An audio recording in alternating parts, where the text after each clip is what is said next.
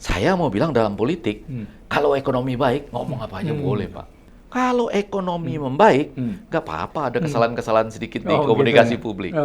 Tapi begitu pelan-pelan, buying power nggak ada, uang itu sulit, ekonomi bawah memang tidak bergerak, seperti diharapkan dari program makan bergizi gratis, bisa ada masalah tuh kita.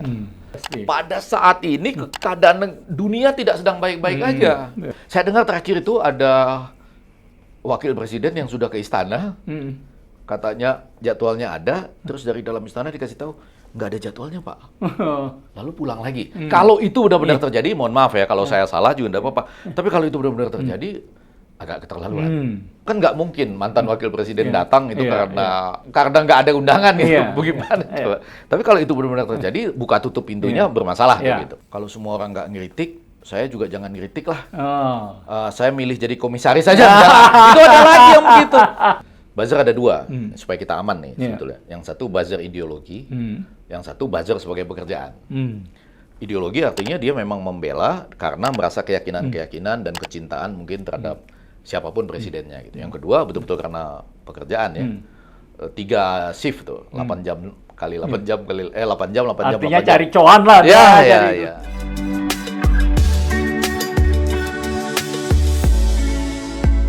Halo, jumpa lagi kita dengan Podcast 9, sebuah podcast yang digagas oleh alumni lintas angkatan Fakultas Hukum UI dan mengangkat, mendiskusikan, dan memperbincangkan masalah-masalah yang terkait dengan bangsa, negara, serta hal-hal yang human interest.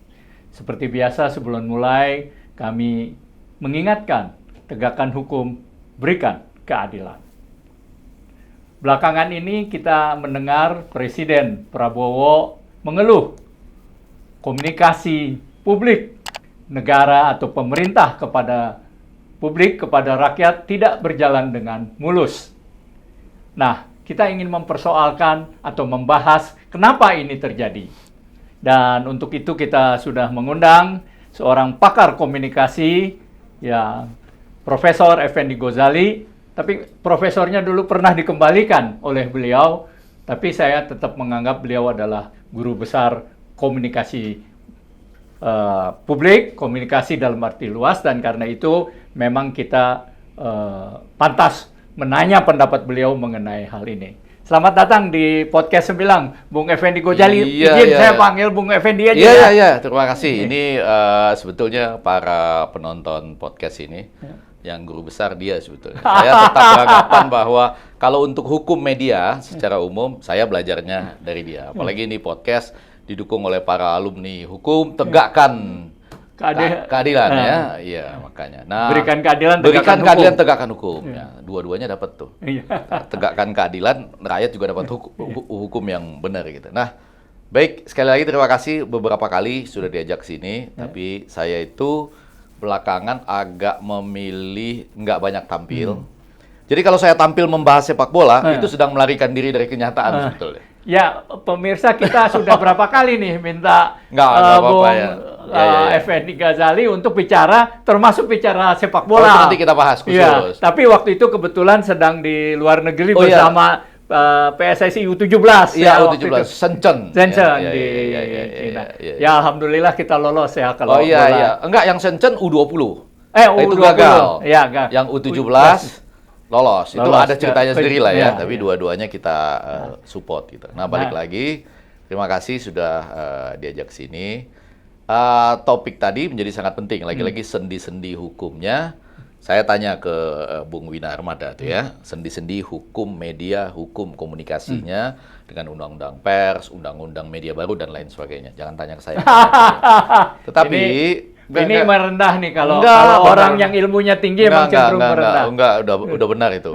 Sampai detik-detik terakhir saya malah banyak ditolong oleh guru untuk hal yang seperti itu. Nah, balik ke pertanyaan tadi, saya mau mengatakan kami ingin tahu nih, Bung Effendi, itu kok Pak Prabowo sendiri sampai mengeluh. Dan memang kalau kita lihat apa yang dilakukan oleh pemerintah, oleh para pementeri dan dalam banyak hal tidak sampai ke rakyat, sehingga ada beberapa image cenderung negatif gitu loh. Gimana? Apa yang sebenarnya terjadi nih? Saya itu merasa agak pas untuk jawabnya karena beberapa poin. Mulai dulu supaya kita sama poinnya dengan para penonton podcast kita. Satu, ya ilmu komunikasi lah gitu ya. Karena itu dari sudut ilmu komunikasi saya menghargai nih Bapak Presiden yang dalam 6 bulan pemerintahnya kemudian menilai, ada yang salah nih dengan kita. Ya kan? Kadang-kadang ada orang yang berkomunikasinya biasa-biasa saja, tapi nggak merasa dirinya ada kekeliruan gitu. Tapi ini terima kasih Bapak Presiden kita, kemudian langsung merasa bahwa ini ada yang salah nih. Komunikasi publik kami memang tidak sebaik yang diharapkan gitu ya. Malah ngasih nilai 6 kalau nggak salah ya. Ya, intinya ada semacam kesadaran dan itu harus kita apresiasi dari dari Bapak Presiden. Yang kedua, saya pernah punya pengalaman berkomunikasi dengan beliau. Saya khawatir, saya tuh pernah bertemu dengan beliau pertama kali 20 tahun lalu mungkin.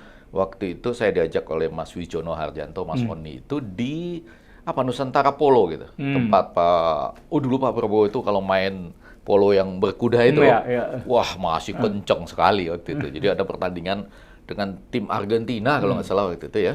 Sesudah itu kita ngobrol gitu. Nah bahkan dalam pertemuan itu sampai beberapa saat terakhir dalam 2 kali kompetisi ya, saya sebut kompetisi biar ada unsur fairness-nya pemilu itu saya pernah ketemu lama, kadang-kadang diajak ke sana dan bisa bicara 3 jam dengan santai, dengan dengan terbuka.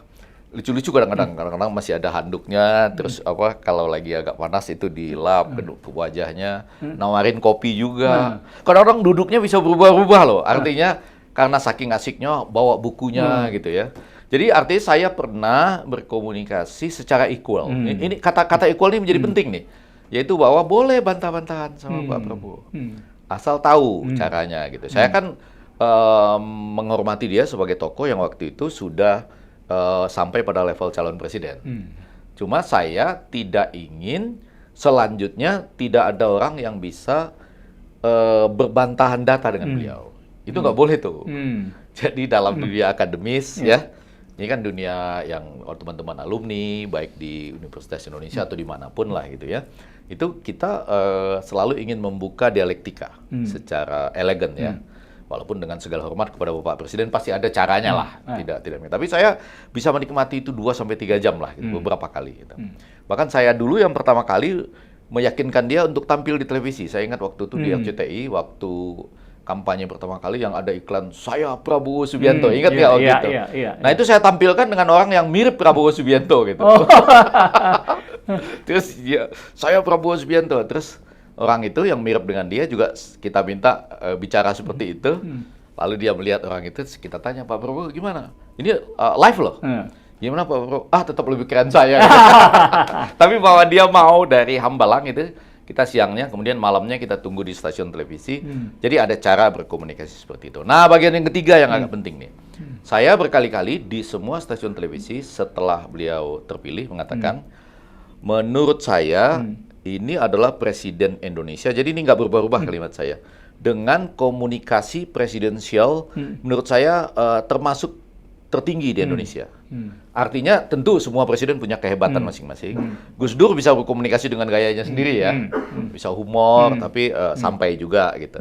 Tentu saja pendiri bangsa kita, Bung Karno itu luar biasa. Bung Hatta punya gaya sendiri gitu ya, yang kelihatannya kalem tapi tajam dan masuk gitu. Nah, tetapi Bapak Prabowo Subianto ini menurut saya punya semua yang lengkap. Yaitu apa? Yang pertama pernah ada di istana.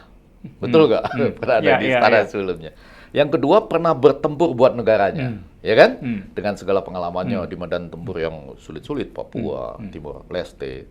Pernah juga terasing dari negaranya ke Yordania. Saya sempat napak tilas ke sana tuh. 5 tahun loh di sana. Di Yordania. Lalu pernah ketika kembali ke Indonesia ya dengan segala kebaikan jaringan Gus Dur, Bu Mega itu kan bagus di antara para presiden kita. Lalu ikut dalam konvensi loh. Ikut konvensi partai Golkar dan kalah. Menyadari bahwa politik Indonesia itu begitu loh. Kalah dalam konvensi. Lalu bikin partai sendiri. lalu ikut pemilu. Saya catat 3 kali ikut pemilu bersama dengan Bu Mega sebagai wakil. Lalu 2 kali tampil sendiri sebagai calon presiden dengan partainya, ya kan? 3 kali kalah loh. Masih tetap ingin maju lagi, ya kan? Jadi menurut saya seluruh pengalaman ini harusnya menjadi bekal untuk komunikasi presidensial tertinggi. Sekali lagi dengan segala hormat kepada semua yang lama, pasti ada kekuatan-kekuatan sendiri di situ.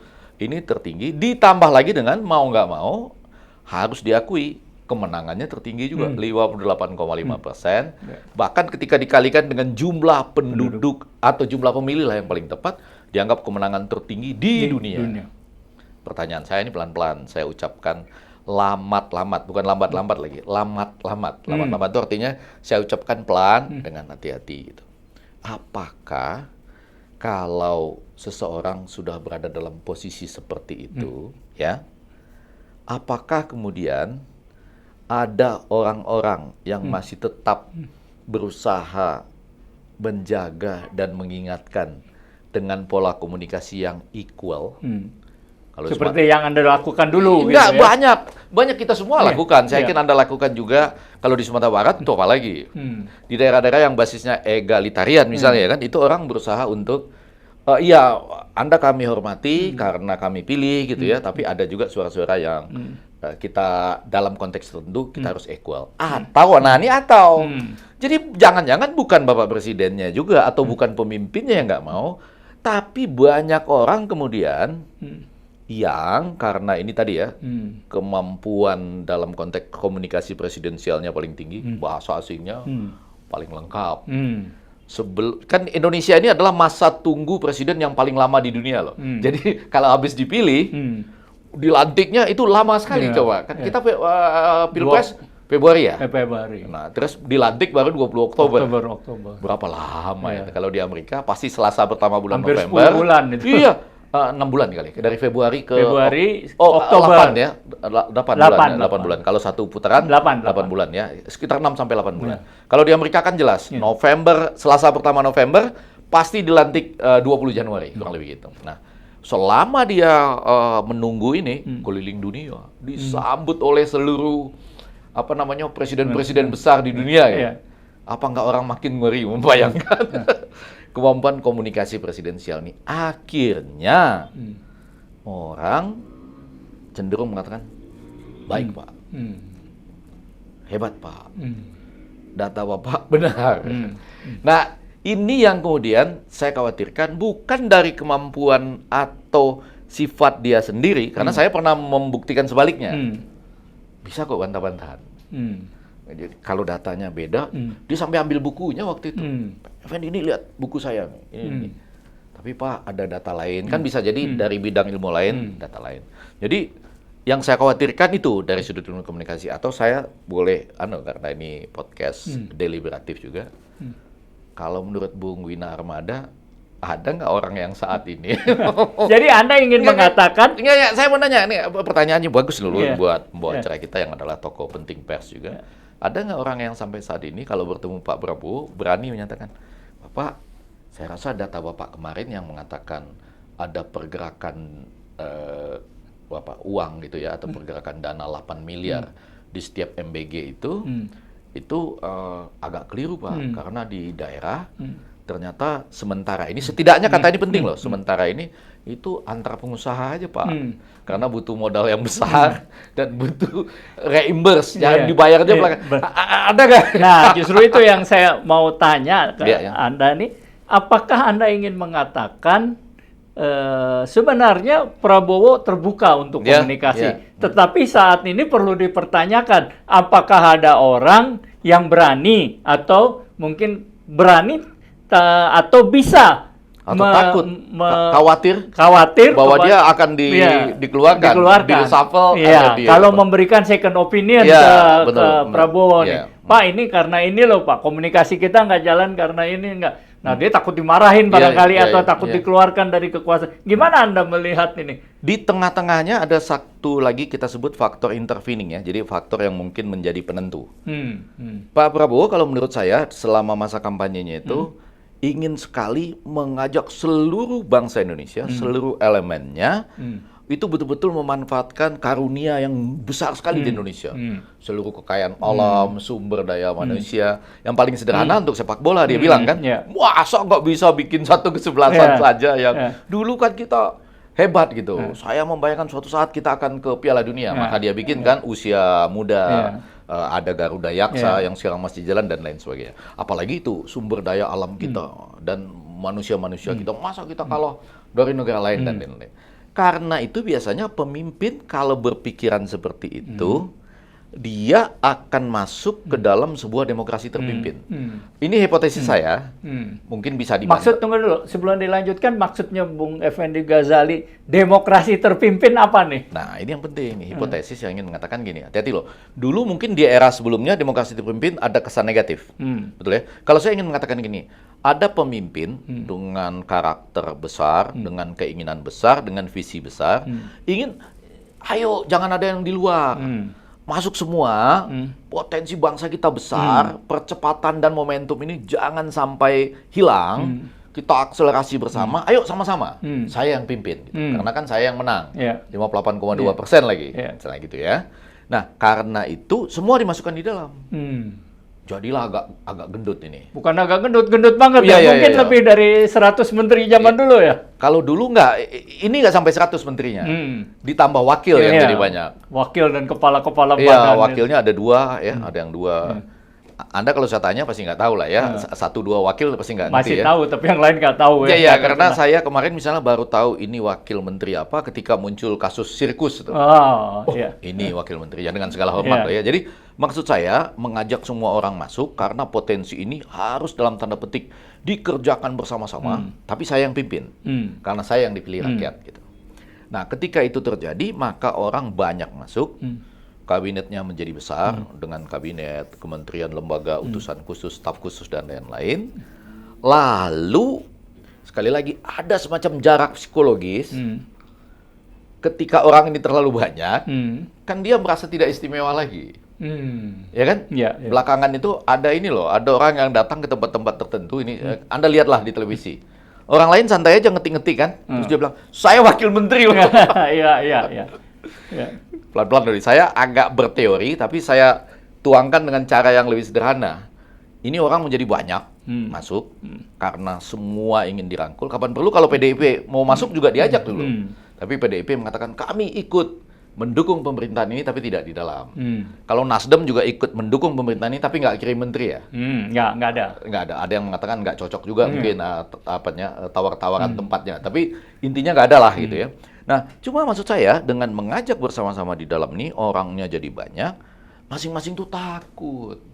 Karena dia nggak terlalu besar-besar amat gitu. Maksudnya takut bagaimana? Tiap sebentar bisa dikeluarin loh. Karena nggak penting-penting amat. Betul nggak? Iya. Karena besar ini.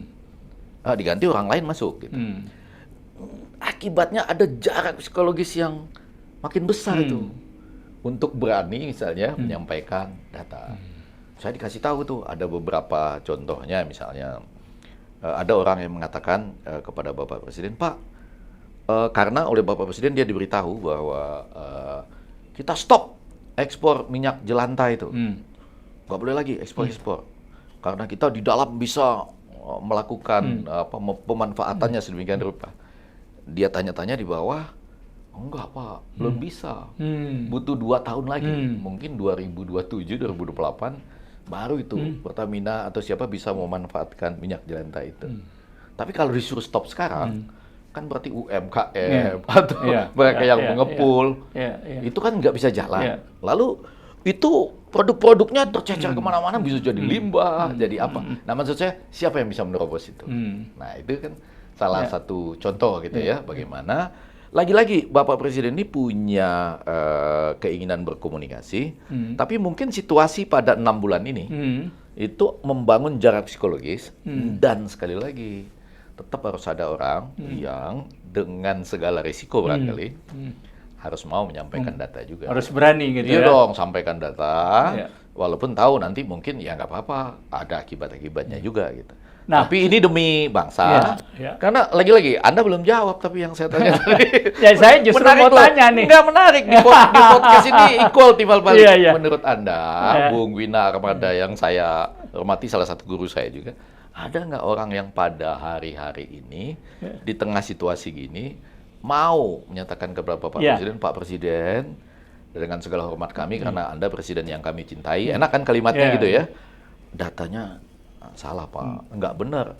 Ada Paling nggak beda gitu ya. Nggak, ya data. nggak benar. 8 miliar itu sekarang bergerak dan menimbulkan multiplier effect Iya. gara-gara makan bergizi gratis di desa misalnya. Nah, itu Ya kan itu yang saya mau tanya lebih dahulu. Ini kan Ya. kalau kita lihat Pak Presiden kita Prabowo itu kan punya gagasan-gagasan besar Ya, ya. betul. Dan kadang sebagian besar ini populis sekali ya, Ya, pro rakyat. Ya, ya, ya. Walaupun kemudian menimbulkan konsekuensi di anggaran ya. Ya, ya, ya. Makan bergratis Ya, ya. ya kan.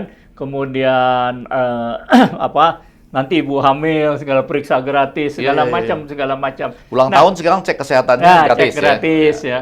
Nah, apakah dengan gagasan-gagasan yang populis dan memakan banyak anggaran ini juga menimbulkan problem komunikasi? Nah, ini Mungkin- menjadi menarik karena gini, mudah-mudahan nanti nggak terlalu banyak contohnya. Satu aja Ya. karena MBG ini penting. Ya, Bukan- MBG itu makan Kan bergizi gratis. gratis. Saya setuju itu karena dulu sebelumnya pernah ada istilah apa ya, makan siang gratis, Gratis, kalau nggak ya. salah. Kenyataannya kan di politik nggak Iya. ada makan siang Iya, gratis, iya. no freelance Iya. gitu ya. Iya, iya, iya. Nggak iya. ada, selalu akan ada akibatnya gitu. Nah, kemudian lebih daripada itu, daripada makan siang gratis, lebih baik makan bergizi gratis. Karena makan siang gratis belum tentu bergizi. Iya. Ya. Kalau makan bergizi gratis, mau siang kek, mau pagi kek, diharapkan bergizi gitu. Nah, balik. Jadi sekali lagi, kenapa kita semua rakyat dukung makan bergizi gratis ini, bahkan ada kesan ini populis, karena ini yang pertama itu adalah amanah konstitusi, betul nggak? Ya. Itu amanah konstitusi, nggak boleh ada bagian dari bangsa kita yang tidak bisa makan bergizi, bahkan stunting, ya ibu hamil, apalagi kan ini bagian yang paling rentan lah, yang lebih dulu harus diselamatkan berdasarkan konstitusi. Dan lebih jauh saya pernah dengar bahwa gagasan ini diperoleh oleh Pak Prabowo dari perjalanannya keliling Indonesia, bahkan sempat dalam konteks humanisnya merasakan ini ketika dia ditugaskan operasi di Timor Leste sekarang. Tahu ya bagaimana rakyat itu sebelum merdeka itu menderita misalnya. Pada bagian lain dari perjalanan dia keliling Indonesia melihat bahwa masih banyak ibu-ibu hamil yang tentunya sangat perlu asupan nutrisi ya, dan kemudian tadi anak-anak stunting itu tadi. Nah, kalau begitu bagaimana? Ada 3 kondisi. Ini penting nih ya. Kalau dalam hal ini bolehlah agak sedikit dianggap dalam tanda petik sombong kali ya. Untuk menyampaikan ilmu aja, sharing ilmu gitu. Ada 3 hal. Hal pertama, kalau ingin segera dilaksanakan instantly, sekonyong-konyong, maka jadi seperti sekarang tuh. Kalau kita mau jujur, ya, kan tray-nya saja, tray itu tempat makan. Itu saya yakin produk Cina itu sementara gitu. Karena untuk mendapatkan jumlah yang banyak ya, misalnya satu sekolah 3.000, lalu kali berapa tempat yang ada itu, saya tanya-tanya, itu bisa juga dibikin di Banten, mungkin di Jawa, bagian Jawa lain, cuma harganya bisa 3 kali lipat. Sementara yang siap itu dari Cina lah gitu. Dan orang kita luar biasa itu. Begitu ada proyek gini, mereka sudah antisipasi. Sudah siap gitu ya. Sudah siap lah gitu. Gak apa-apa juga lah namanya orang usaha gitu. Tapi kalau melihat itu 3.000, lalu ada standar dapurnya seperti itu ya, seperti dapur modern begitu, seperti Cina atau Jepang yang mungkin memperoleh itu setelah 5-6 tahun kemudian mungkin. Nggak apa-apa, nanti di-riset aja dengan baik. Kemudian juga ada pembayarannya di belakang, reimbursement gitu, ya kan? Sama kemudian berapa tenaga yang terlibat dan pasokan yang rutin. Jadi artinya kalau 3.000 ada orang masuk 3.000 telur setiap hari, tiap hari loh. 3.000 apa nanti ayam, nasinya, sayurnya, ikan nilanya dan lain-lain. Ada jeruk satu ya kalau nggak salah saya. Nah, itu ya. Pisang apa jeruk gitu ya. Pisang atau jeruk lah ya. Jadi tergantungan. Nah, pada bagian itu akhirnya pengusaha ya kan, yang punya dana seperti itu, setidaknya untuk tadi membayarkan lebih dulu, ya kan? Iya. Ditambah lagi akhirnya jadi pendekatannya proyek. Hmm. Betul kan? Siapa Ya. yang mampu lebih dulu, sehingga orang akan cenderung menulis makan-makan timnya Prabowo, Ya. gitu. Ya kan? Ada kan di media investigasi gitu. Itu jadi tidak salah kalau dia instantly. Siapa yang bisa melaksanakan itu gitu? Ketika anggaran negara, waktu itu kan efisiensi sedang dicanangkan. Kalau nggak salah hari-hari ini udah selesai ya. Ya. Sudah 88 triliun ujungnya kemudian dari hasil efisiensi gitu. Nah, itu langkah pertama. Langkah kedua, nah yang saya harapkan ini, jadi gini, nah ini kalau saya mau bicara pure komunikasi, nggak bisa langsung dimulai. Maksudnya gimana? Setidaknya 6 bulan itu ada masa persiapan yang utamanya masalah komunikasi, yang kemudian dilanjutkan dengan pengembangan ekonomi, yaitu gini. Jadi seakan-akan dalam komunikasi sederhananya adalah gini, ibu-ibu yang ada di setiap rumah di kampung atau di kota juga tergantung bagian mana yang menjadi tujuan strategisnya. Ibu punya berapa anak? 1 anak. Atau ibu punya berapa anak? 2 anak yang masih sekolah. Atau ibu sendiri lagi hamil. Kurang lebih gitu. Kami memberikan loh kepada ibu uang setiap hari berapa? 15.000 kalau 1 orang. Kalau 2, 30.000. Seakan-akan kita memberikan kepada dia. Tapi kemudian itu dikoordinir bersama. Ibu-ibu. Dan tentu di mana perlu ada bapak-bapaknya juga. Mengembangkan satu dapur bersama. Bentuknya tidak langsung harus menjadi dapur modern seperti Cina dan Jepang. Di tengah-tengahnya lah. Dapur yang seperti di desa kalau masih kurang bagus, dinaikkan sedikit menjadi di tengah-tengah. Memenuhi standar higienis, standar kesehatan dari Badan Gizi Nasional itu ya, misalnya begitu.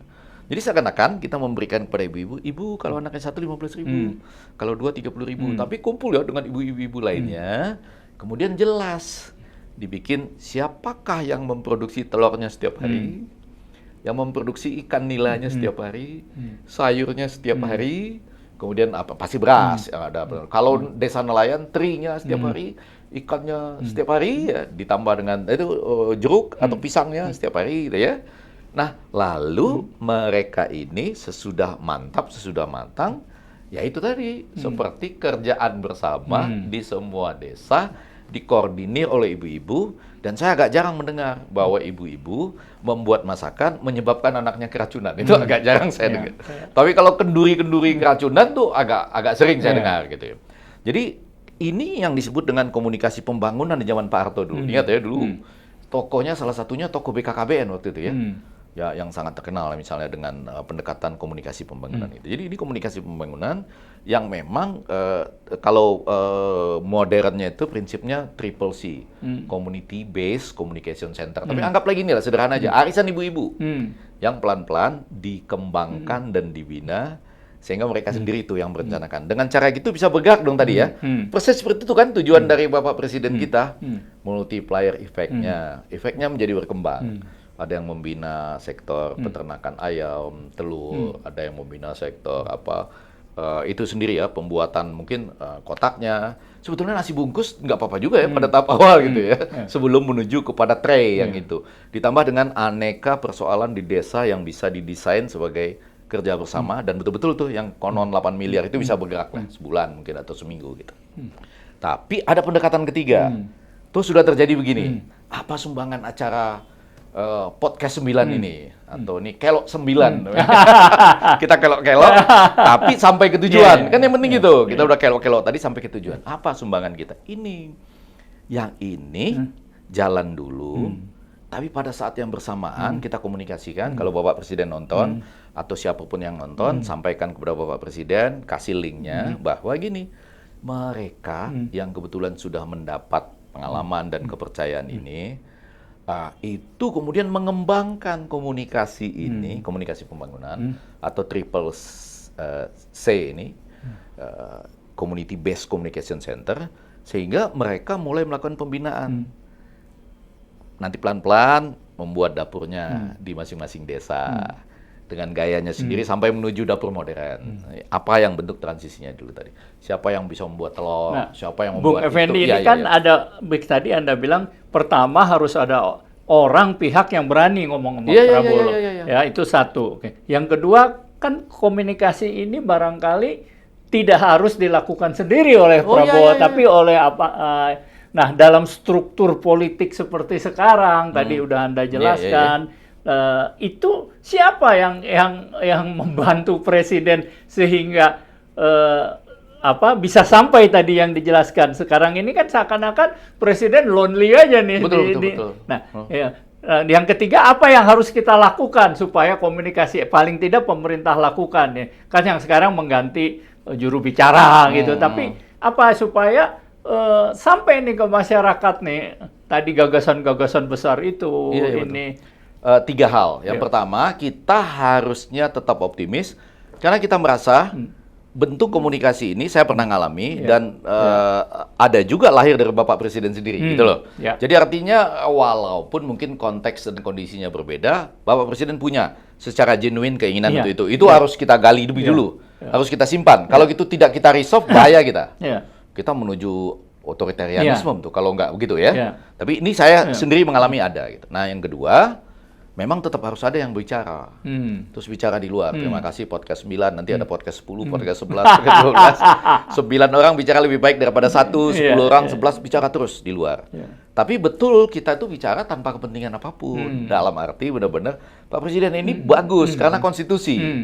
Kalau berdasarkan keilmuan kami, gini loh Pak Presiden gitu. Ya kan? Tapi kita kasih contoh yang sederhana kan, bagaimana uang diberi ke ibu-ibu. Bu, sekarang negara berdasarkan Undang-Undang Dasar Negara Republik Indonesia tahun 45 ngasih ibu loh. Sehari kalau anaknya 1 15.000, kalau 2 30.000. Tapi ini harus diusahakan bersama ya Bu, supaya yang melihara ayam juga hidup dan sayur semuanya hidup. Kurang lebih begitu bahasa komunikasinya. Jadi artinya ini kita sampaikan sebagai sesuatu yang katakanlah berdasar dari ilmu kita masing-masing. Nah, kalau ilmu kita hukum lihat, ada. Nah, saya mau sampai yang ketiga nih sebelum itu. Tapi nggak apa-apa. Ini siapa tahu pertanyaan ini menuju ke sana. Apa tadi? Nggak. Kalau saya melihat dalam situasi gini kan, ini ada stuck nih. Nggak ada yang semula yang sangat jarang kalau mau dibilang yang berani mengatakan. Apalagi barangkali kalau kita lihat di dalam ring kekuasaan, mungkin ada pihak-pihak yang mulai membatasi untuk berkomunikasi dengan presiden untuk ini. Nah, ini gimana? Saya agak kurang mengenal Let Call Teddy ya, karena agak baru. Tapi agak baru dan dulu ikut Pak Jokowi mungkin. Iya, memang mungkin iya. Iya. Kalau yang sebelum yang saya tahu tuh gini, saya tahu karena saya dulu diperkenalkan 20 tahun lalu oleh Pak Wijono Harjanto, Mas Oni kita panggil. Tapi saya tahu bahwa sebetulnya itu ada lingkaran dalam yang menurut saya gemilang sebagian dari Taruna Nusantara gitu ya. Jadi yang saya tahu itu misalnya ada Sudaryono yang sekarang Wakil Menteri Pertanian. Harusnya kalau survei kami jadi calon Gubernur Jawa Tengah tuh. Cuma akhirnya mungkin dengan kompromi ajakan Pak Prabowo gitu jadi Wakil Menteri Pertanian dulu. Pertanian penting tapi untuk food estate kita. Ada Angga yang Wamen Kominfo, Komdigi. Salah ngomong Komdijol, nggak boleh. Yang dulu tuh karena belum selesai masalahnya, tapi sekarang sudah Komdigi. Terus ada juga yang sekarang Prasetyo. Itu Menseknek ya? Menseknek, yang jadi juru bicara Sugiono kan juga, kan? Menteri Luar Negeri ya? Luar Negeri. Jadi ada itu, kemudian tentu saja ada Bang Dasko, Saiful Mujani, bahkan ada anak-anak muda yang baru yang pelan-pelan cukup dekat juga loh, sering naik pesawat dengan Pak Prabowo juga, Andre Rosiade, misalnya kalau kita menyinggung Sumatera Barat gitu ya. Nah, kemudian beberapa orang lain juru bicara kan Dhanil Azhar juga kan ada juga. Nah, saya relatif ingin mengatakan di samping orang baru ya, kalau Pak Teddy kan saya nggak terlalu kenal gitu, nggak apa-apa. Nah, ini orang-orang ini sebetulnya saya percaya punya latar belakang pendidikan yang baik gitu ya. Nah, ini kita perlu sharing-sharing dengan mereka. Punya kedekatan juga dengan presiden ya. Iya dong, perjalanan presiden. Sebetulnya Edi Prabowo juga dulu punya perjalanan panjang ya dengan presiden ya, menemani presiden ke Jordan dan lain-lain. Tapi sekarang ini yang ada beredar di antara ring satu tadi kalau menyinggung istilah Anda itu kan ada nama-nama tadi gitu ya. Oni masih, kalau ada Dasko pasti tentu saja Saiful Mujani ketua MPR kita ya. Kemudian tadi nama-nama tadi Daryono, kemudian Mas Angga, lalu Sugiono, Prasetyo yang sekarang dianggap sebagai jubir ya bersama dengan Angga juga ya, atau Juri Ardiantoro misalnya. Jadi ada nama-nama yang menurut saya bisa. Mereka tidak membatasi orang lain untuk berinteraksi dengan presiden. Itu saya belum bisa jawab.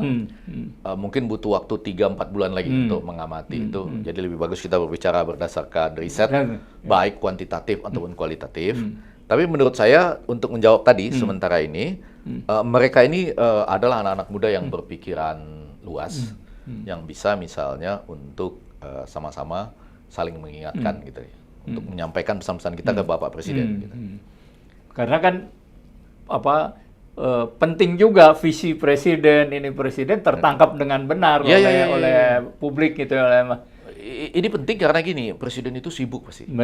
Jadwalnya sangat ketat, kemudian jangan-jangan menghadapi teks pidato yang disiapkan berlapis-lapis. Lalu perjalanan tidak selalu mulus ya, bolak-balik.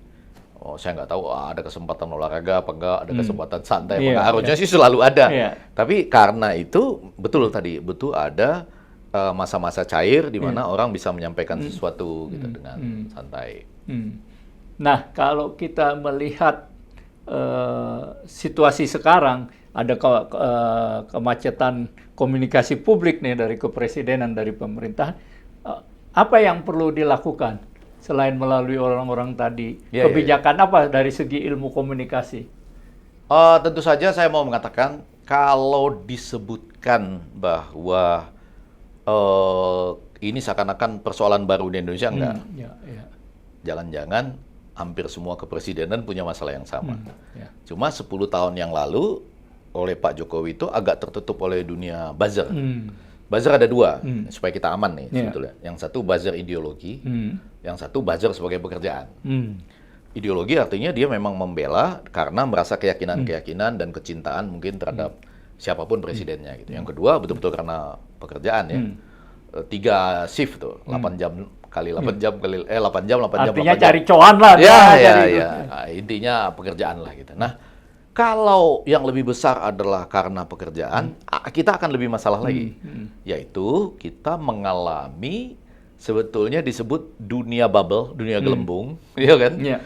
Semuanya baik Pak, semuanya baik Pak, semuanya baik Pak. Tapi kemudian ketika deflasi, orang nggak punya buying power. Harusnya barang murah, barang banyak, tapi nggak ada uang. Ya kan? Misalnya gitu-gitu. Nah, itu akan berbahaya ketika misalnya, jadi saya mau katakan begini, dalam komunikasi, sekalipun ada unsur-unsur sensasional, kalau ekonomi baik-baik saja nggak terjadi apa-apa. Oh gitu ya? Iya dong. Jadi ada orang nanya sama saya ini, Pak, kenapa ada 17 dokumen yang dibawa dari Rusia, lalu diserahkan kepada partai tertentu? Kenapa tidak dikeluarkan pada waktu Pak Sekjennya ditahan ya, atau apa segala macam? Atau tidak dibuka sekarang? Enggak berguna kalau dibuka sekarang. Betul kan? Kalau dibuka sekarang enggak ada gunanya. Mereka menunggu sampai ada masalah-masalah ekonomi. Begitu masalah ekonomi bergoyang, ini dibuka.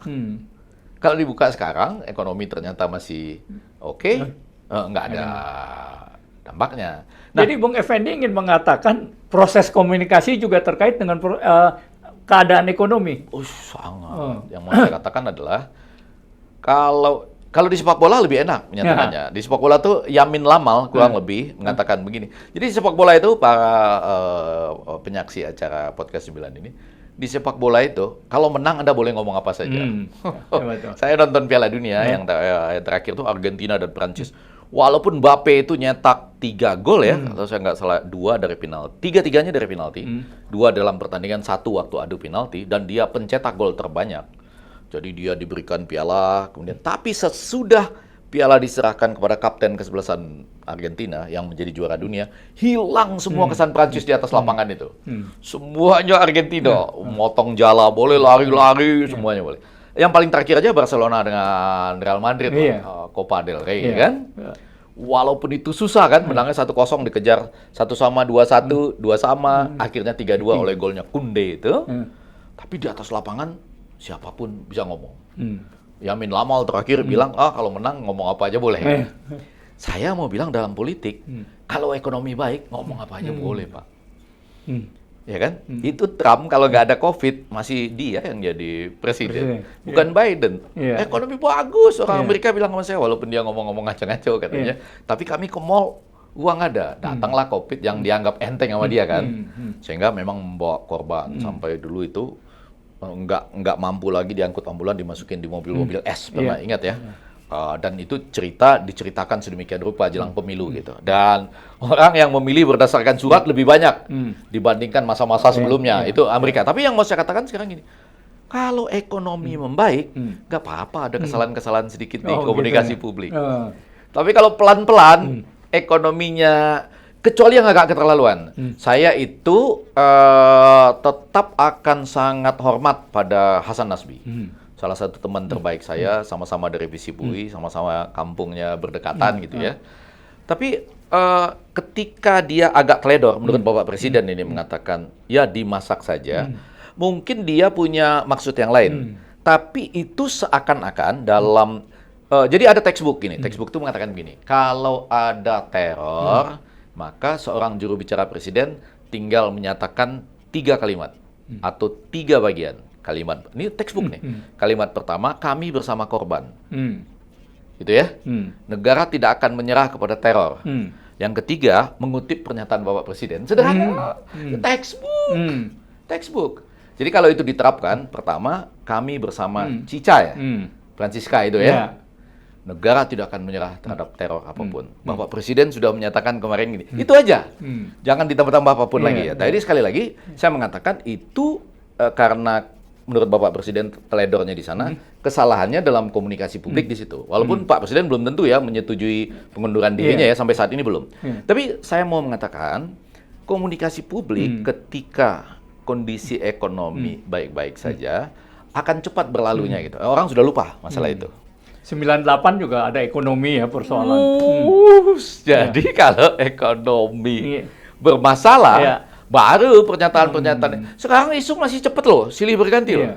Sekarang pelan-pelan ya. Coba kalau kita mau di Cirebon siapa tuh kasus yang apa? Vina misalnya. Mana sekarang coba? Siapa yang bicara soal kasus Vina lagi? Dulu pagi siang malam habis isu-isu politik Vina. Ijazah palsu naik turun ya beritanya gitunya. Dan terus macam-macam lagi. Hakim terima 60 miliar. Tiba-tiba, ya kan, yang paling parah itu sebetulnya ya, yang menarik nih, lepas dari posisi kita beda-beda. Pagar laut di mana? Pagar laut. Hanya lurah Kohot ya, Arsin Lukman. Pagar laut di mana? Ya kan? Karena ekonomi kita masih oke, kawan. Tapi begitu pelan-pelan, buying power nggak ada, uang itu sulit. Ekonomi bawah memang tidak bergerak seperti diharapkan dari program makan bergizi gratis, bisa ada masalah tuh kita. Jadi yang mau kita sampaikan, komunikasi publiknya harus sejalan terus. Walaupun tentu saja ketika kita berusaha, Bapak Presiden ini berusaha melaksanakan konstitusi, ada beban di anggaran kan? Ya, pasti. Pada saat ini keadaan dunia tidak sedang baik-baik aja. Itu Trump agak keterlaluan kalau menurut saya. Tapi itu ciri-ciri, ini menarik lagi. Ciri-ciri dari presiden yang sudah terpotong satu periode, kalah, masuk ke periode kedua. Sebelumnya ada Presiden Cleveland namanya kalau di Amerika yang juga terpotong gitu. Agak aneh-aneh juga gitu. Karena apa? Dia kan sudah merasa abis ini nggak bisa ngapa-ngapain lagi. Kecuali Trump sekarang masih berusaha, boleh terpilih untuk ketiga kalinya. Dia membutuhkan 38 negara bagian untuk menang. Nah, kita pas ingin melaksanakan konstitusi kita dengan makan bergizi gratis, kena pada Trump yang dengan santai muncul dengan papan besar gitu. Tarifnya ini. Kita tapi kena Trump juga kayaknya sama Cina takut. Iya. Dia udah mengancam tiba-tiba Xi Jinping baik. Iya, kita mau berunding. Iya, enggak, malah banyak kalimat-kalimat yang salah yang dibantah oleh Cina. Katanya kita sudah berunding, kata Trump, kita sudah juru bicara Gedung Putih, kita sudah berunding dengan Cina. Cina bilang enggak. Kita enggak. Siapa yang bohong? Jadi betul-betul dari situ makin kuat kita. Kalau basis ekonomi Anda nggak kuat, Anda gugup-gugup kan? Bilang kami sudah berunding dengan Cina. Cina bilang enggak pernah. Siapa bilang kita pernah berunding? Sama.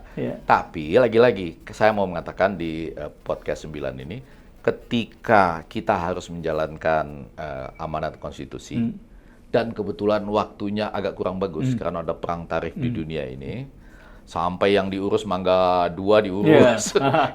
Kris kita bacanya, kris kita diurus, tapi kita kan harus tetap menjalankan ini. Karena itu perencanaan komunikasinya harus lebih baik. Karena kalau dia jatuh pada bentuk komunikasi yang kurang baik pada saat ekonomi juga kurang baik, akan jadi masalah. Momentum itu kita tidak dapat lagi gitu. Nah, Bung Effendi, kalau kita lihat dari dalam mungkin masih agak susah. Kalau dari luar kira-kira Prabowo mau nggak? Misalnya saya, Pak Prabowo, Anda tuh ada kesalahan komunikasi, ada ini. Menurut Anda yang cukup dekat dengan Prabowo, apakah Prabowo bisa menerima gitu ya kritik dalam tanda kutip atau masukan dalam tanda kutip ya? Anda nih, wah baik lah semuanya, tapi cara Anda salah loh. Ya kan? Dalam berkomunikasi dengan rakyat juga stakeholder Anda itu tidak Anda kasih peran. Ini keliru. Nah, apakah kalau ada orang yang berani mengatakan gini, Prabowo akan tersinggung atau bagaimana? Saya pelan-pelan harus segera mengoreksi itu bahwa saya tidak cukup dekat dengan Prabowo. Enggak, saya pernah beberapa kali bertemu gitu ya. Dari situ saya menyimpulkan secara kualitatif bahwa Pak Prabowo itu terbuka untuk menerima bantahan, kritikan, sejauh kita memang tahu dia punya visi seperti ini, ada bukunya, kita pernah baca. Jangan nggak pernah baca bukunya terus bahas tentang dia, masalah juga. Seenggaknya buku paradoks. Ya, 1-2 buku lainnya kita memang pernah baca, lalu kita kasih tahu. Jadi, tapi ini menjadi menarik ya. Apa yang harus kita lakukan gitu. Nah, podcast ini saya bilang harus banyak. Nah, sayangnya gini, ini ada gium dalam ilmu komunikasi, menarik. Ketika Anda memihak dalam 1 atau 2 kompetisi pemilihan presiden, suatu saat bisa jadi presiden yang menang adalah presiden yang Anda support. Pada saat itu, apakah Anda memilih membuat jarak, tetap menjadi orang yang memberikan masukan yang objektif ya, atau Anda kemudian mulai menyisakan setengah hati Anda untuk tetap mendukung? Saya melihat beberapa teman-teman kita menjadi begitu. Dia tetap, kalau Pak Prabowo karena dia sudah dukung 15 tahun, atau ada yang dukung 10 tahun. Tapi ada juga yang dulu dukung yang lain tiba-tiba masuk ya. Itu agak kurang saya anggap lah gitu. Tapi mereka yang dukung 10 tahun, kemudian mengatakan di hati dia, 60% saya tetap pada Pak Prabowo lah. Sekarang yang saya kritik cuma Pak Jokowi sama Gibran misalnya. Nah, itu agak masalah tuh. Resonansi kritik atau sumbang saran yang equal, yang seimbang itu jadi kurang. Karena lebih terfokus pada Pak Jokowi dan Gibran misalnya. Tapi apa-apa yang mau dimasukkan, intinya seakan-akan yang dilakukan Pak Prabowo oke aja lah gitu. Banyak tokoh-tokoh yang sekenong suaranya kencang sekarang menjadi berubah tuh. Lebih arahnya lebih kepada Pak Jokowi dan Gibran misalnya. Itu kita kekurangan, padahal mempermasalahkan Jokowi dan Gibran. Ya, padahal dulu 10 tahun terakhir itu kan kita merasa dia menyuarakan terhadap siapapun yang ada di pemerintahan. Tapi itu bisa dimaklumin kan, suatu saat tokoh yang Anda dukung bisa menang kan. Dan pada saat itu Anda mulai awkward, mulai agak bingung loh. Yang menang tokoh yang saya dukung dulu gitu. Sekarang mau bagaimana? Apakah terima bersih aja, walaupun tidak mau di dalam, mau tetap di luar, tapi sebetulnya 60% hati Anda agak kurang objektif jadinya. Mudah-mudahan itu tetap ada. Nah, yang kedua yang menjadi penting itu adalah bagaimana Bapak Presiden itu bisa menyerap ya. Kadang-kadang kan ada khawatir aksesnya ditutup. Nah, bisa juga karena ditutup itu karena jadwalnya padat. Kemudian ada orang-orang tertentu yang bisa datang dan bisa tidak ya. Katup-katupnya kan. Saya dengar terakhir itu ada wakil presiden yang sudah ke istana. Katanya jadwalnya ada, terus dari dalam istana dikasih tahu nggak ada jadwalnya Pak. Lalu pulang lagi. Kalau itu benar-benar terjadi, mohon maaf ya kalau saya salah juga nggak apa-apa. Tapi kalau itu benar-benar terjadi, agak keterlaluan. Paling tidak salah tatanan waktu, atau kan nggak mungkin mantan wakil presiden datang itu karena nggak ada undangan gitu. Bagaimana coba? Tapi kalau itu benar-benar terjadi, buka tutup pintunya bermasalah gitu. Nah, tapi yang mau saya katakan kemudian adalah bagaimana kita membayangkan seorang presiden dengan kemampuan komunikasi presidensial. Jadi komunikasi presidensial itu adalah komunikasi yang pas pada saat seorang menjadi presiden, kurang lebih gitu ya. Saya kagum dengan Clinton. Clinton itu menurut saya salah satu yang lepas dari Monica Lewinsky-nya ya, tapi itu selamat justru dengan kemampuan komunikasi luar biasa juga lo bisa selamat loh. Nggak gampang lo selamat dari impeachment itu ya, tapi itu lain waktu ceritanya. Nah, Clinton itu biasanya katanya suka membaca buku-buku dari orang-orang yang mengkritik dia. Nyari, mana yang kritik saya, mana yang kritik saya. Kalau begitu ya. Dulu masih zaman buku ya, sekarang mungkin e-book atau mungkin potongan-potongan di TikTok atau Amerika tuh penuh TikTok mungkin juga saya potong sedikit dulu. Ali Sadikin itu kerjanya adalah minta stafnya tiap hari mana yang mengkritik DKI, kasih merah, kasih saya. Kalau ditanya benar, pejabatnya dimarahin. Kalau nggak benar, persnya dia marahin gitu. Keren. Jadi kurang lebih seperti itu. Berarti ada ya orang-orang seperti itu. Clinton kurang lebih gitu. Dia baca buku-buku yang ngeritik dia, terus orang itu nanti dipanggil. Ada 3 keuntungannya. Yang pertama, dia jadi bisa dapat informasi tambahan. Nanti orang itu ditanya, yang bab sekian gitu, itu kenapa gitu ya? Data saya kok berbeda? Karena gini, Pak. Orang itu kan datang saja itu merasa diwongke kan, diorangkan, dianggap. Jadi dia bisa beranggapan, enggak, presiden itu oke loh. Begitu kritik saya itu kita bisa adu data, bisa bisa berargumentasi. Dan yang ketiga yang lebih penting, Clinton bisa panggil kemudian menteri apa yang terkait. Di Amerika kan menteri nggak terlalu banyak. Menteri naik metro gitu, ke Washington DC. Dipanggil. Kamu bilang sama saya selama ini tuh enggak tuh, dia bilang. Bagaimana coba? Dia datanya bagus loh. Cara dia menguraikan teorinya bagus loh. Nah, ini ada kesempatan kan untuk kemudian jadi dalam open system teori sebagai lawan dari closed system teori, kalau teori tertutup tuh entropi akhirnya. Ya, entropinya kuat. Nah, ini kan ada kesempatan-kesempatan seperti itu. Rasa saya Pak Prabowo, mungkin juga Pak Hasim tadi kita lupa menyebutkan, Pak Hasim. Kemudian tadi nama-nama anak-anak muda tadi ya, ada tentu aja ada Bang Dasko, Saiful Mujani, Ahmad Muzani, terus kemudian ya Mas Oni, Sudaryono, Prasetyo Hadi, Angga, Sugiono, Dhanil Azhar, mungkin Andre Rosiadi, bisa juga menyampaikan. Tapi kalau Pak Prabowo tuh ada nggak yang setiap pagi kan harusnya presiden, nih Pak Prabowo berita ini, problem ini, terserah Bapak nanti ngambil keputusan. Saya nggak tahu, mohon maaf, saya memang kalau saya nggak tahu saya jawab nggak tahu. Memang saya nggak tahu, nggak pernah mengikuti itu di istana. Yang saya paling suka itu tentu saja adalah presiden-presiden di Amerika ya, yang antara lain Jefferson itu ya, yang mengatakan, yang setiap pagi baca berita kan, yang kita selalu kutip, setiap pagi dia baca berita dan dia selalu mengatakan, kalau saya harus memilih antara adanya pemerintahan atau adanya pers, padahal dia tahu pers itu setiap hari marah-marahin dia gitu ya. Walaupun saya tahu pers ini banyak yang tidak objektif, tapi kalau saya disuruh memilih antara adanya pemerintah tanpa pers atau adanya pers tanpa pemerintah, maka saya akan tidak sedetik pun akan memilih adanya pers tanpa pemerintah. Katanya, jadi ya, ini berita memang menjengkelkan setiap hari. Tapi perlu didengar, perlu ada orang yang ngomong seperti itu kan? Itu yang Anda maksudkan. Nah, saya nggak bisa jawab karena memang saya nggak tahu pagi hari seperti apa. Mungkin sekarang orang sudah nggak pakai berita koran lagi kan? Nah, itu juga saya mau tanya tuh, bagaimana dengan kemajuan teknologi dalam kaitannya dengan komunikasi publik kepresidenan? Anda harus panggil orang-orang yang ada di lingkungan Bapak Presiden. Tapi dari ilmu komunikasinya? Kalau saya itu membayangkan di sebuah dunia yang modern, waktu saya kuliah di Cornell dulu, itu dibayangkan bahwa setiap hari Bapak Presidennya itu meluangkan waktu buat menerima semacam dulu waktu masa kampanye war room, kemudian waktu memerintah disebut strategic room. Jadi ada, ya mungkin habis makan pagi atau sambil makan pagi, duduk sebentar di depan room, terus dia tanya ke beberapa orang gitu, isu apa yang Anda anggap penting hari ini? Nggak apa-apa, kasih tahu aja.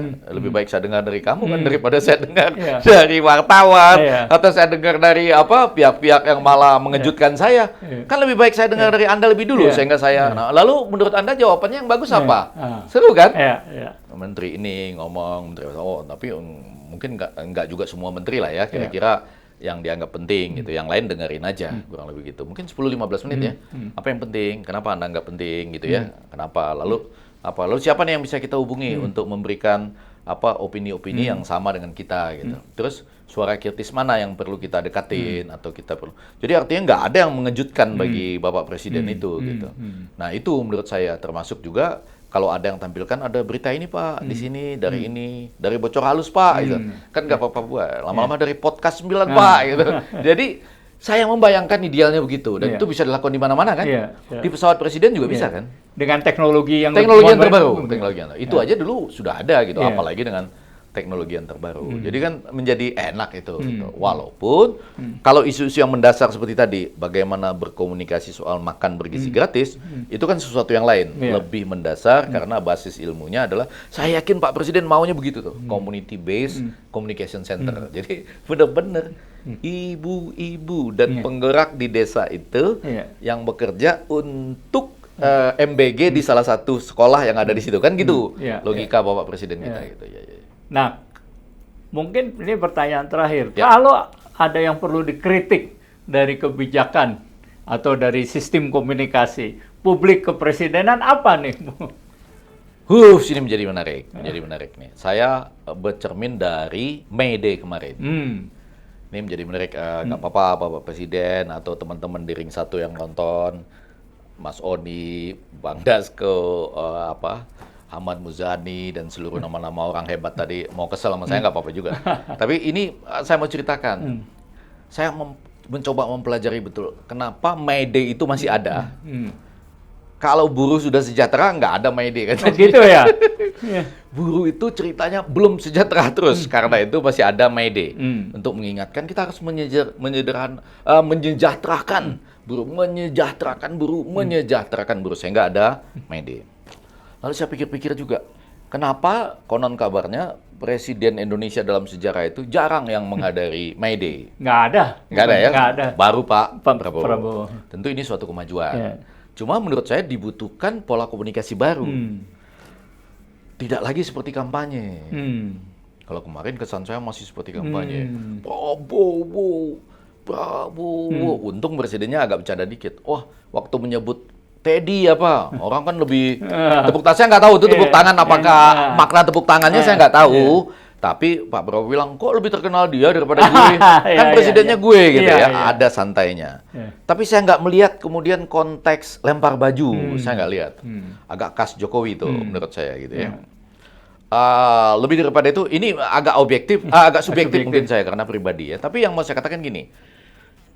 Mungkin 1-2 kalimat yang perlu disampaikan di depan itu adalah gini. Saya menghadiri acara buruh ini karena yang pertama saya menghormati teman-teman buruh dimanapun berada. Dan saya ada untuk seluruh teman-teman buruh melalui dewan yang akan saya buat. Dewan itu gitu ya. Tapi apakah masalah buruh ini akan selesai dengan cepat? Tidak. Tapi saya janjikan pada Anda bahwa saya bersama Anda untuk menyelesaikan masalah itu. Kenapa masalahnya tidak cepat selesai? Karena tatanan dunia sedang tidak menguntungkan kita. Tekanan tarif itu akan membunuh usaha-usaha di dalam negeri kita. Betul kan? Yang kedua, kita tahu masih ada pungli, masih ada ormas-ormas dan lain-lain. Premanisme yang menyebabkan Anda itu tidak bisa pada satu sisi, mungkin ada pengusaha yang juga tidak baik atau tidak memikirkan kesejahteraan buruh, tapi mereka juga tidak mampu misalnya memberikan bagaimana hak Anda karena ada tekanan-tekanan seperti itu. Itu juga akan kita berantas, korupsinya akan kita berantas. Yang ingin saya katakan, saya tidak menjanjikan bahwa tahun depan semuanya akan baik, akan tercapai, dan saya berada di sini bukan untuk pencitraan. Tapi saya bersama-sama dengan Anda. Itu niat utama saya. Nah, ini akan menunjukkan sisi yang berbeda ketimbang Anda tiba-tiba menyatakan saya ingin membentuk Satgas anti-PHK. Satgas anti-outsourcing. Yang agak nelongso saya, itu kalau bahasa Jawa ya, kalau bahasa Sumatera Barat agak sansai saya itu adalah gini. Ketika itu dinyatakan, kami akan membentuk Satgas anti-PHK. Itu diberitakan oleh banyak teman-teman jurnalis yang sedang kena badai PHK. Maksud saya ini bagus, tapi kemudian saya dengar dari teman-teman buruh yang berdemo di tempat lain, di depan DPR, itu cuma pencitraan. Kita tidak melihat apa. Jadi mungkin perlu disampaikan realitas kepada dunia buruh kan. Persoalan buruh ini akan terus ada di dunia. Bahkan ketika partai buruh menang pemilu pun persoalannya nggak berhenti. Tunjukkan aja lah di negara mana gitu. Tapi saya, Prabowo Subianto, akan bersama dengan Anda. Apakah masalahnya akan cepat selesai? Belum tentu. Trump lagi menggila. Akibatnya apa? Mungkin industri kita akan kena. Ini harus kita hadapi bersama-sama. Karena itu saya membentuk dewan itu. Dan saya akan mulai dari mana? Kan buruh itu kurang lebih gini. Mungkin upahnya tidak bisa dengan cepat dinaikkan. Tapi kalau transportasinya terjamin oleh negara, kesehatannya terjamin oleh negara, sekolah anaknya terjamin oleh negara, sekarang ada perumahan yang mau digarap oleh ARA betul-betul terjamin oleh negara, kan itu tidak terlalu menjadi beban yang harus naik tinggi kan? Sebagian beban lain di beberapa negara kesejahteraan sudah tertutup oleh negara. Saya cuma khawatir gini loh tadi, kalau ada yang harus diperbaiki, mendingan kasih contoh yang paling aktual aja kan? Jangan berkampanye kesannya. Sudah, ngingatin aja. Tantangan masih besar. Tapi saya bersama Anda. Karena itu ada dewan ini kan. Saya juga lagi nyari-nyari tuh. Ini mohon maaf juga nih supaya enak teman-teman yang penonton podcast 9 ini menyaksikan. Saya juga lagi nyari-nyari di mana di dunia yang ada presiden tampil bersama dengan pimpinan-pimpinan buruh di Hari Buruh Nasional. Hari Buruh Sedunia lah, May Day itu ya.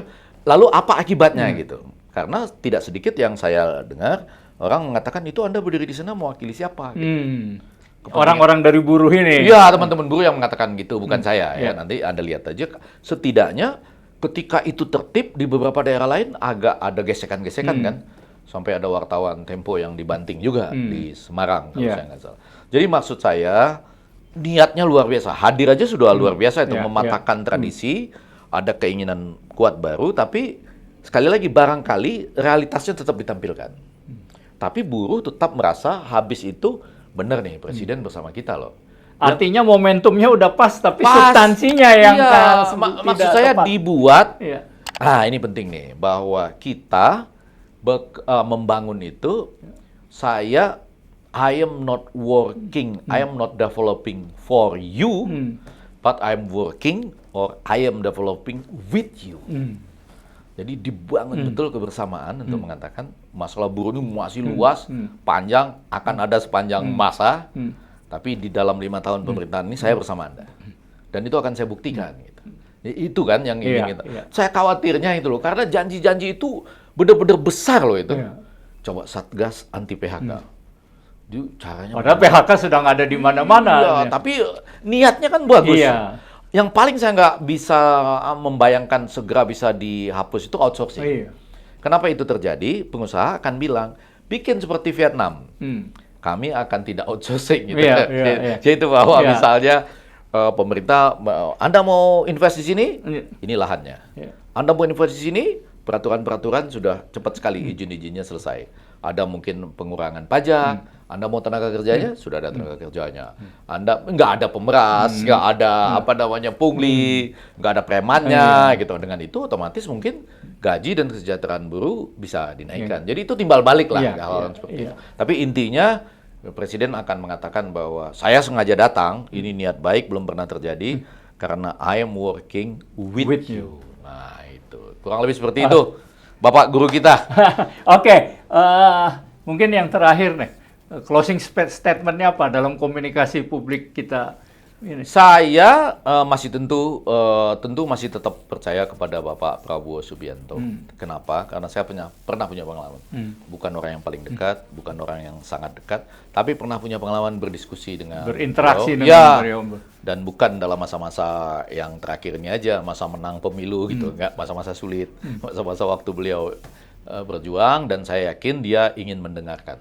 Nah, bahwa kemudian ada situasi-situasi yang membuat dia tidak bisa mendengarkan, mungkin itu adalah faktor eksternal, kepadatan jadwal sebagai presiden. Tadi sudah kita usulkan kan, ada satu masa pagi hari misalnya, ataupun sore hari atau malam hari dimanapun berada, tergantung kan, kalau lagi ke luar negeri ada semacam Zoom dengan cepat, apa sih isu-isu terkini gitu ya, termasuk juga mungkin dari suara-suara luar, jangan cuma suara dalam sehingga tidak ada paduan suara gitu kan, gitu tadi. Nah yang kedua, lagi-lagi tentu kita berharap banyak anak-anak muda nih dengan tokoh-tokoh yang sudah kita sebutkan, maaf kalau ada yang terluput, mereka bisa menjadi penyampai kita. Sama yang ketiga, tetaplah bersuara, podcast 9, podcast 10, podcast 11, podcast 12, sama yang paling terakhir itu yang menjadi menarik, bahwa kadangkala tokoh yang Anda dukung itu, sehingga Anda dulu marah atau katakanlah banyak mengkritik tokoh lainnya karena mendukung tokoh ini, tapi dia kalah. Sekarang dia menang gitu.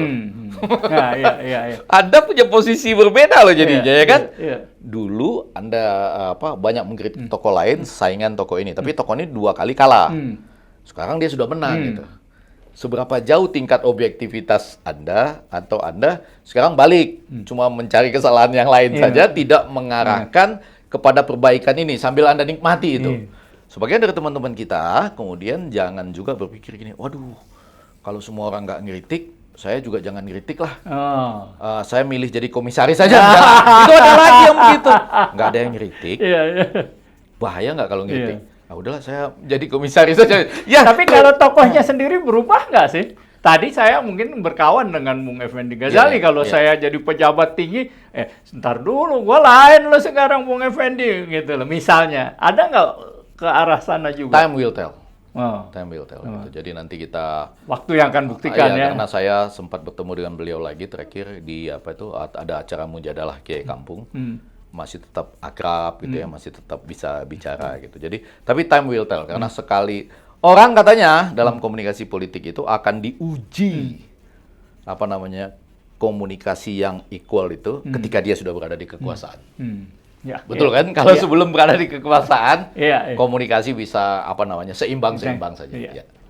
Oke, terima kasih Bung Effendi Ghazali, menarik ya. Mudah-mudahan ini bukan terakhir Anda ke podcast 9. Sama-sama. Masih banyak bidang lain. Iya. Sepak bola.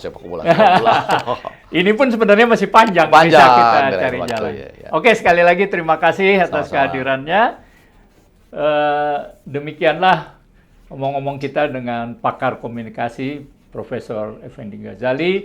Tentu tidak perlu saya simpulkan, dan sekali lagi kami ingatkan, berikan keadilan dan tegakkan hukum. Saya Wina Armada Soekardi, sampai jumpa pada episode yang akan datang. Terima kasih Wina Armadi, pakar kita. Terima kasih. Thank you.